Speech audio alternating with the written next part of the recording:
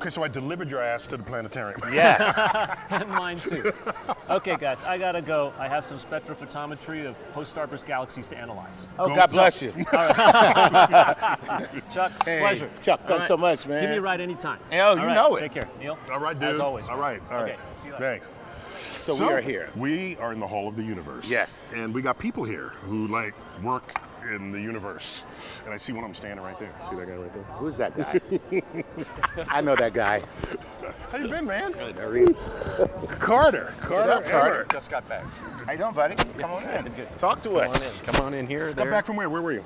I was in Singapore, Thailand, teaching in Cambodia. I met the royal astronomer in Thailand. I always wanted to be gave a somebody's royal astronomer. You know? Yeah. I'm a royal something, according to my mom and my wife. Astronomy doesn't measure into the actual equation, though. So he's got one of the coolest business cards ever conceived. Right. Okay, so what does it say? Well, I'm Director of Astrovisualization, which is a contraction of saying the Director of Astronomical and Astrophysical Data Visualization. Wow. Okay, but does anyone else in the world Who have else the title does of that? Director of Astrovisualization? I don't think so. Right, there you go. Anyway, You are the only one. I guess. People, one of a kind, We right got him. here. We got him. This is Carter Emmart. One of a kind. What it means is I direct the space shows, but we also have the software development, currently NASA funded.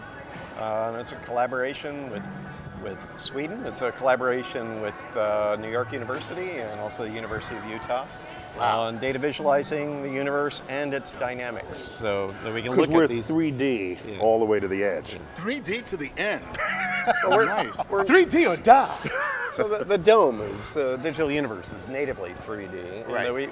and when you display it on a dome and move through it, it's pretty much like the dioramas here, but in a sense animated, and you're really there. You're really there. To the measurable quantities. And just to be clear, we're not talking about the 3D where you put on glasses and then. Well, don't knock that. No, I am going to knock it. You can Excuse do me. that. I am going to knock it. Oh no! Don't Let me knock tell you it. how I'm going to knock it. Why? Okay? Okay. Because if you're going to have your stereoscopic view Right. give you 3D, and you did that in the universe, I've seen people do that, and it's, oh my gosh, look at the galaxy, it's spinning right here in front of my eyes. The moment you do that, the galaxy is this big. Right. That's true. And galaxies are not this big. They're bigger than this. In Men in Black, they are this big. Yes. Okay. But we have freedom to move our eyes to intergalactic scale and thus view the universe that way. So we can use like a VR headset and see this material. But the point is that the measurements are all accurate and so forth, but the experience is authentic in the sense of what we've collected as information about the positions of stars, And galaxies. your all that brain stuff. gives you 3D because he figures out a way to move through the data so that there's parallax of the nearby objects relative to the distant objects, and he knows how close to go to one versus another so that you feel the full three-dimensionality of space. But wait a minute. Are you Without making the galaxy be this little and be a toy in front of you. So you're saying that you're having an actual 3D mapping to scale when you look at it from your human perspective? I mean, not real to scale because you mean, is it actually what you would see in experience? if you're in It is. space? Yeah. Yes, it is authentic. So in other words, if you were to fly to Alpha Centauri Yes, and look that's at the what- sky, you right. would see the sun in the sky as we see the star Alpha Centauri in the sky. So anyway, and we see it accurately for position. That's what the space shows are based in.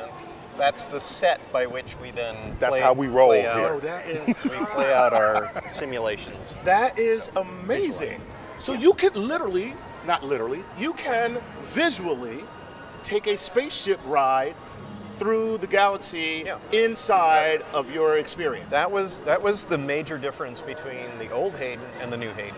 So as what was conceived in the rebuild of this place was essentially to do that, go from a flat star map to a 3D star map that's real. Wow. Yeah. So here's the deal. I'm gonna ask you to do something, Neil. What's that? We're gonna fade to black, right? And when we fade to black, Dark universe. I want you to give me just a little something that opens the dark universe. All right? Can you? go. Ready? See you okay. later. We're fading to black. As we fade to black, never forget that all that drives this universe is dark. Dark matter, dark energy, the darkness in the still of the vacuum of space. Hey, fade back up. That was awesome.